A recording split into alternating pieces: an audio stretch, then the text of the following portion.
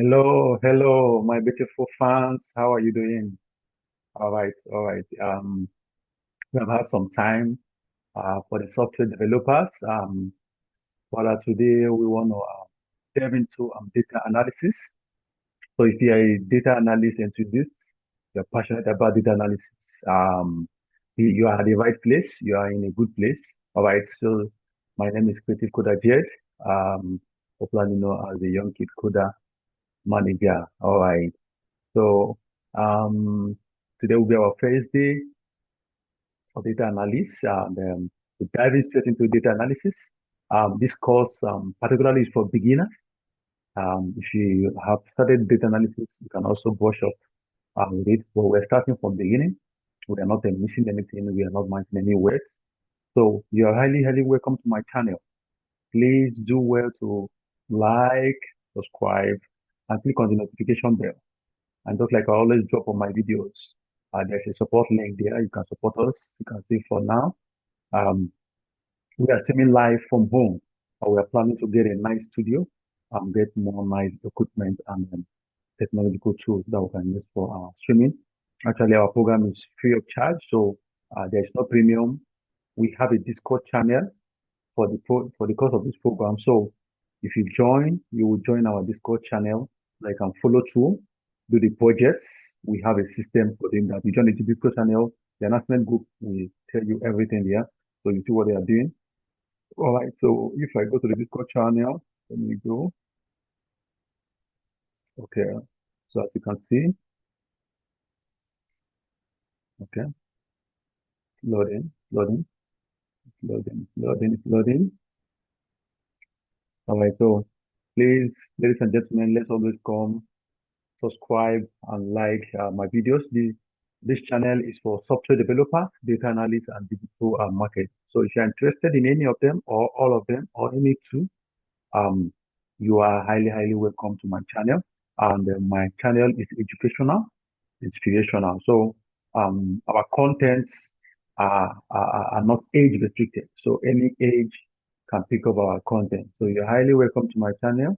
And then I'm encouraging you to like and share, tell people about the channel.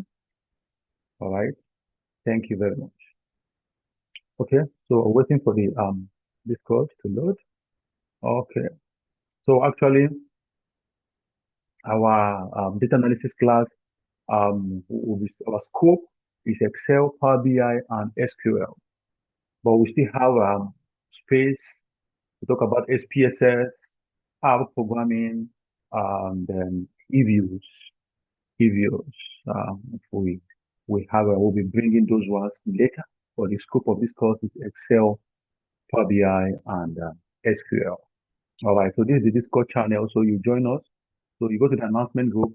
You read how to do it, everything we are doing. So we have a this what do you call it? GitHub. So this is the GitHub repo. So for our project for our students. So as a student, you must join here. So when you join, some of our students are creating their branches. So you join this repo. We have listed how to create accounts in GitHub. So all those information can be found in the announcement channel. So when you join, read it through. You can also pull your question down in the announcement group. So I will also share the link. You can see the link on the description of the video that you are watching. The link to the Discord channel will be there. The link to the GitHub account will be there. So very important. So whatever you are doing in the GitHub account, whenever you submit your work, whenever you do any work, we get the webhook event in our Discord channel here. So we have some channels that are dedicated for bots and all those stuff. So this is a GitHub channel. So what happens here is anything you do, we'll say they can say this student did this student did this. So we are seeing everything that they did. So when you submit it, we'll check it out. And okay, so here we have our introduction. So when you come here, you introduce yourself very well with your country flag.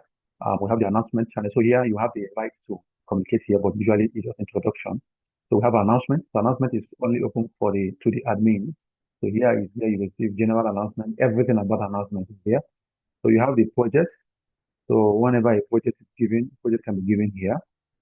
All right. So we have back end, we have a front end data analysis, full stack developers, digital marketing, and we also have practical sections that we can have on the core if need be.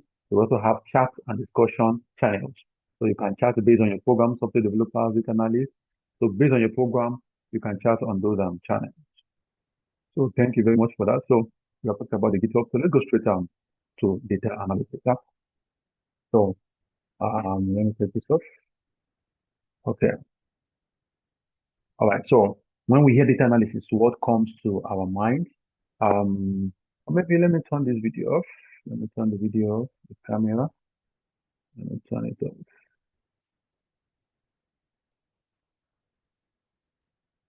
Let me turn it off. Okay. All right. So when it comes to data analysis, what is data analysis? Data analysis is simply the process of inspecting, you clean, transforming and modeling data to uncover meaningful insight patterns. And the essence of data analysis is for you to uncover those insights. There are things you want to bring up, patterns and trends. So it involves techniques and tools that you use. All these tools we talked about, the Excel, the Power BI, SQL, the Python, app programming, reviews. All they are doing is trying to extract insight, patterns, and trends for you to make future decisions. So what are the tools that we'll be using or that I use for data analysis? There are many tools. So I talked about Excel, many spreadsheets, even Google Sheets. We have Python, app programming, e-views, SPSS, Power BI, Tableau, you have many of them. They have their various powers and where they are lagging. So what is the advantage of data analysis? So data analysis enables organizations to make their data-driven decisions. So because we are using the business sector as our sample space. So we have other sectors. So you have the religious sector, you have the academic or educational sector, you have the business sector, you have the production sector. So when we talk about data analysis now in business, we're talking about it helps an organization to make data-driven decisions. You don't make decisions based on what you dreamt. You don't make decisions based on your intuition or guesswork or hypothesis. You make decisions based on data. So you're looking at the data. This is what the data is saying. So a decision will be made based on the data. So it also helps you to identify trends and patterns. You want to know, why do we have lags within the last 3 months of the year? Why do we have good sales at the third month of the year? What is happening to our patients? Why are we having longer days for them to stay? Our patient retention capacity. Why is it high? Why is it low? You want to know all those things. There are trends and patterns. It also helps you to improve your efficiency and your performance. So with data analysis, you can see when you're making data-driven decisions, number one, you're improving your efficiency, you'll be efficient, and your performance will be top-notch. Better targeting and personalization. You understand? Companies today, we have gone digital, everything has gone digital. So we're talking about, how do we know our audience? You want to sell a product. How do you know your audience? You're talking about better targeting. So you have to know your target. I have clothes for children, and I start targeting old women of 80 years. What are they going to do for me? Nothing. They are not doing anything for me. So I'm looking for my audience. I'm looking for my market. So those markets will come from what? Previous data that they've gathered, and use it to make your better targeting and personalization, or even your search engine optimizations. So we talk about risk mitigation. So data analysis can also help you to abstract risk. So when you have foresight and insight, you can avoid making some mistakes and taking some risks that are good. So where do we use data analysis? Data analysis is used everywhere. So no need of even listing anywhere you can use it. Yeah. So the business and the finance sector, yeah, is there. You can use it. The bank, your whatever your organizations, the healthcare, the hospitals, whatever. The marketing and advertisement, companies and institutions, very, very important. E-commerce, the education sector, very, very important. So let's talk about types of data. So there are many types of data, but we'll be looking at it in tools. We'll be looking at it in tools. So we have what we call nominal and ordinal data. So from the word nominal, it's a normal data. The normal data is a data that doesn't have an order. We can't rank it. We can't put it on hierarchy. You understand? So we can't say red is bigger than blue or blue is bigger than green. You can say dog is bigger than cat, something like that. So those are nominal data, normal data. So you have ordinal data, data that involves ranking and hierarchy. So you can ask someone, you can get the data of educational levels of people, you can get that type of data. So you can see you have KD or hierarchy. So also have interval data. So interval data represent data that have the difference between them are what meaningful, but there's no 0 point. You can see your temperature measured in Celsius, your days in calendar, your IQ scores, and so far. So you have ratio data, so numeric data that differ in true values, and there is a true 0 point, comparing it with the interval data. So you can talk about height, so those are ratio data. Talking about fractions. All right. We have discrete data and continuous data. So what is the discrete data? Discrete data is data distinct, they're just distinct. We talk about distinct. You understand? There's no continuity in it. So number of students who can say we have 5.5. Do we have that? We can't have that. Can we have 2.134 cars? We don't have that. Okay. So continuous data is the opposite of discrete data. All right. So data collection. So data analysis. The first step of data analysis is data collection. Yeah, we have the steps. We're going to list those steps down. But the first step is data analysis and data collection. So there are many ways to do your collection. So actually, we can do our collection by experiments. We can use observations. We can use questionnaire where we administer forms or solving. Yeah, we can give questionnaires. We can administer questionnaire forms like Google Forms, Microsoft Forms, all those things to get people's responses. Okay, so the data analysis process, so as I said, it starts from data collection, we go to data cleaning, we go to data exploration, we enter the data analysis, and finally we talk about visualizations. So we'll be looking at visualizations very important. So data collection method, we have talked about that. So when we say data cleaning and pre-processing, what do we mean by that? Cleaning means handling missing data, outliers, and inconsistencies. What are missing data? When you pick up a data, oh, you have collected the data by observations, you have collected the data by questionnaire, you have collected the data from experiments, there are many experiments in the labs, you have gotten them. You don't just subject them to data analysis. You look at them, there can be missing data, where human beings can make errors. There can be human error, can be outliers. You know, you have a data that the minimum is 5, and the maximum, within it you have 30, 20. I don't have one that is like 10 million. So that data, you have to look at it. Where is it coming from? Where is it coming from? We have to look at those. So those things you do clean before the analysis. I will call them cleaning and transformations and pre-processing process to look for inconsistencies, outliers, and then missing data. So you introduce the transformations, normalization, and standardization to ensure that your data has what we call integrity. Okay, so one of the process of doing that is called EDA, explorative data analysis.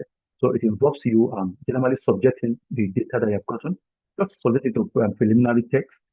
Look at it, can look at the name, the mode, the media, and all those stuff. Look at them, look at it even visually.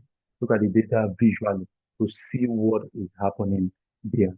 All right. So you can also suggest it to statistical analysis, like your probability, your ANOVA, testing, all those things. But you might not do all these ones. Just the simple ones can be okay. And basically, I also tell my students to involve their eyes and their memory. You look at it very, very well. Look at it very, very well. The data can be enormous, but you're going to look at it very well by using some tools when we start the analysis. So we have predictive modeling here. So there are various sites where you can get data. So if you look here, we have one. So this is according to the World Population and this is data bureau. So this is data for 2024. So today is October 3rd, 2024. So if you're working in the future, this is actually the population of the world right now. It was 8.1 billion, and you can see 22.2 Um, beds. That is great. Wow, that is good. So you can see, so you can see this type of data analysis. You can see, uh, you can see the region, these regions in America, talking about the Asia. They're talking about these regions. You can look at the, can look at this. So, okay. So I know this can be tiny, but this like this data has been analyzed and be put here, which can be now used for informed decision. This is just the data, sorry. This is just the data, so you collected it. So you can analyze it and use it for whatever you want to use. So there are many sites for. Okay, so you have cargo, where usually I go to cargo. You have World Health Organization, United Nations. You have companies. So actually, I think we made something up. Made something up. There's the first one there is what we talk about types of data. We missed the primary source of data and then secondary source of data. So when you want to collect your data, there are two ways to collect it. Either the primary source. So the primary source of data is data that you are generating yourself. So you are under experiment science. You are under as you are subjecting administering questionnaires. Those are primary source of data. But you are using data from World Health Organization, from populations organizations and reviews, or United Nations and companies, um, Microsoft, Google and the so those are secondary data. Those are secondary data. So today we are going to start with data collection. So we're going to start with questionnaire. We can do experiment. We can do observation since we are online. All right. So but we're going to start with administering a question. So I'm going to show you how to create a Google form. You're going to use the Google form to generate your data. You're going to give your friends, your peers, your well-wishers, your brothers and sisters the link. They will fill it for you. Tell them to just fill it. They should be truthful and fill the Google form. So you are going to create something like this. So this is a student that created this. She is into clothing and textile. So she did something like this. So we also had one I did for health, customer satisfaction survey too. So you do whatever you want to do, but let it be something that's going to pick up data for us. So for the data, I would prefer it to be something on preference. So customer preference survey, customer satisfaction survey, patient survey, whatever. So something, any department, any sector of life that you want to go into, but let it be like that. So you can see here. So go to question. So you to go to do that in your Google form. Let me look at this. So actually go to your Chrome. You start for Google software or Google apps. You see form, so you can click it, and it's going to open like this. So what you do is click on blank form. So we are going to give it a title. So let's use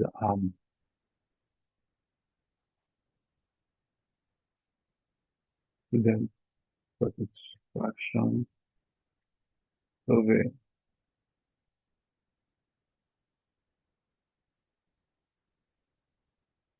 Harvard University. Okay, so give it a title here too. All right, so you can give a short description about it. Also tell people that the information will not be used for anything. They're just picking basic information. They just pick simply email or first name and pick that. So may write a simple form for our students to know how well we are doing. Okay, so we just tell them more that you're not using the information, so I don't want to do that. So we start straight with them. The questions. So you create many questions. I'm going to copy questions. Okay, so you can ask, okay, first name only or name or just first name. Yeah, first name. Okay, so first name, the question type. So there are question types here. So you have various question types here. So there is short answer, there's paragraph. So short answer is very, very short. Paragraph is talking extensively. You have multi-choice. Also, the person will have the chance or the grace to pick one question.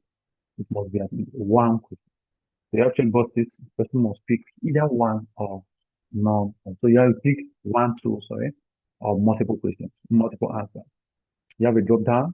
You have your file upload where people can upload the file, maybe passport, picture, whatever you want to get from them. You have a linear scale question.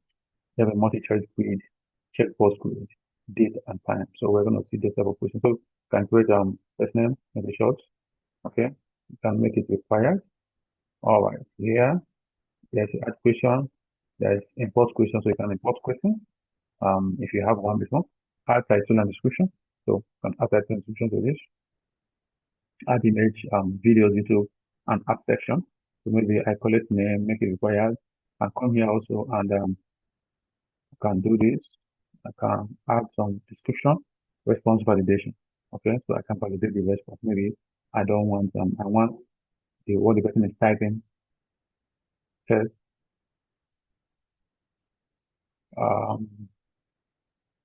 Okay, let me see. Length, maximum character counts. Okay, minimum character counts. So I can say I want the person to type at least 3. So I can give custom error. Please enter a name. Okay, so I can add next question. I can say major. So major. So I can still use this. I can still put the validation for that. So you can do that. What again? So actually we didn't create a section here. So maybe we'll create section. So let's create a section here. So here, since we are done with this, you can create a session. You can create a session. So session 2. So the first one is just the name. Okay. When you write a question, you can also add a description. So there is a description there. You can add description here. Which department are you? Okay. So the session satisfaction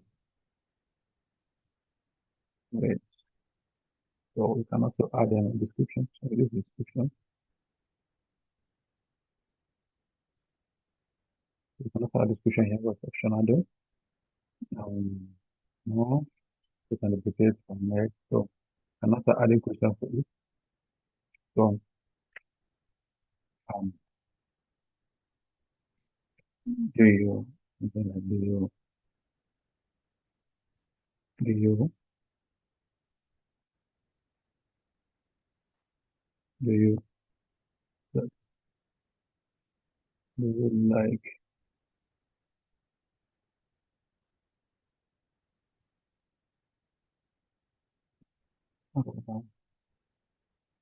cool? Something like this. So the question of yes, no, something like that. The question you can use it. You can populate it for you. Add on, add it in. So you can add options like this. You can also add order. So the people can see order, consider an option, something like this. So it's a multiple choice question. Multiple choice question. So I can create another one and then it will be a checkbox. Okay. So I'm gonna import this one here. So actually, okay, let me just use it. I can actually use it. So you can see this is a multi-choice question. The preferences. This is also a multi-choice. So this is a checkbox.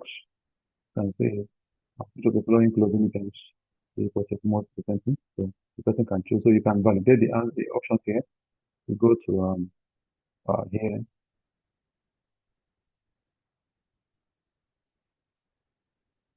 Response validation. Not responsibility. Okay, you have selected the question here.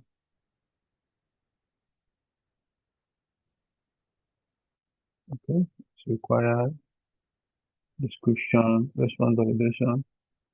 So you can add your validations here. Okay. If you don't want, you can make it short. Anybody who wants to answer it, it's short. It's not the same. These are people that are together. So I'll say number one is this. Uh, yeah, yeah. So you can choose as many as they want. So what is your preferred floating bound? So this is also this is a drop down. This is a drop down. So you add the questions and you want them to answer. Okay. So this is a linear scale question. So in a linear scale question, you have usually to open an event for you like this, you put it two. So what it means is that the person is there. That is okay.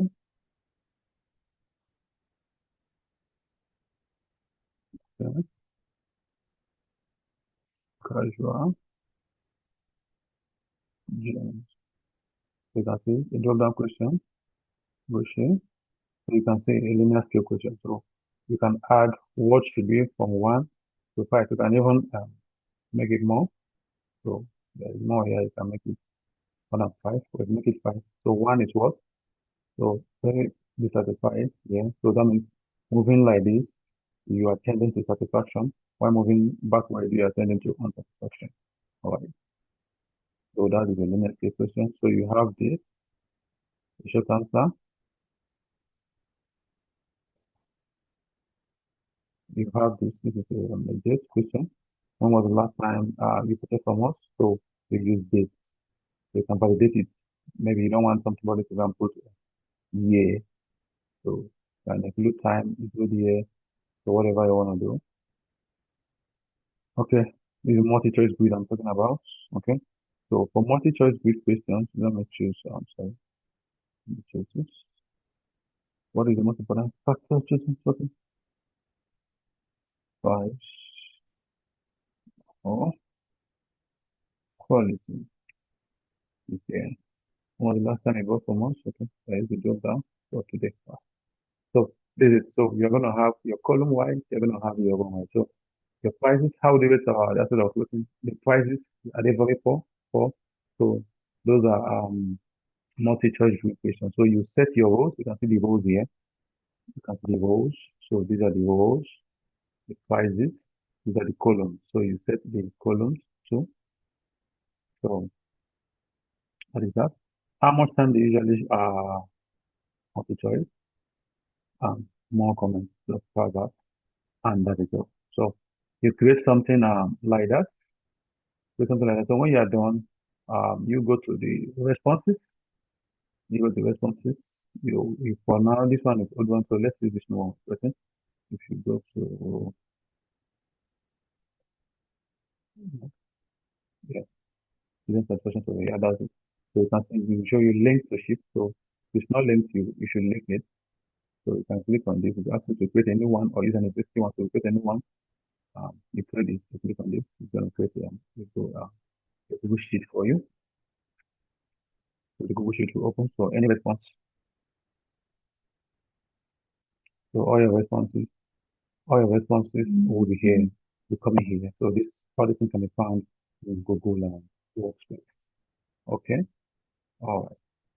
So you get that to get your data. So very, very important. We are going to send this in the Discord channel, how we are going to answer it. So you get your data. When you get your data, here, this for data analysis. So you are going to come here. This is where you will see the details on how to do this. I will also post it on the YouTube video. So on at the description, you will see the link to the Discord that will lead you to go and do the project that we are giving, which is creating the Google form, getting your data, sharing to people, get the data. Next class, so we're going to use it to run analysis, right? So we're going to also have a 30 minutes hopping call for people to have one-on-one live session with me.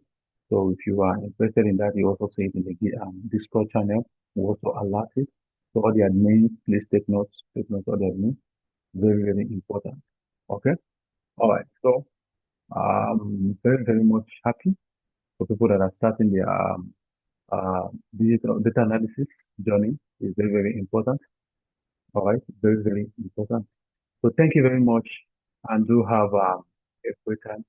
Please don't forget, go to our YouTube channel, Creative CoderJed. Please like our channel, like our videos, subscribe, share with people. Very important to educational. All the things that we are doing are educational. And you join our Discord channel, join the group where you are. Very, very important. Very, very important. Okay. All right. So do have a great day. Thank you very much.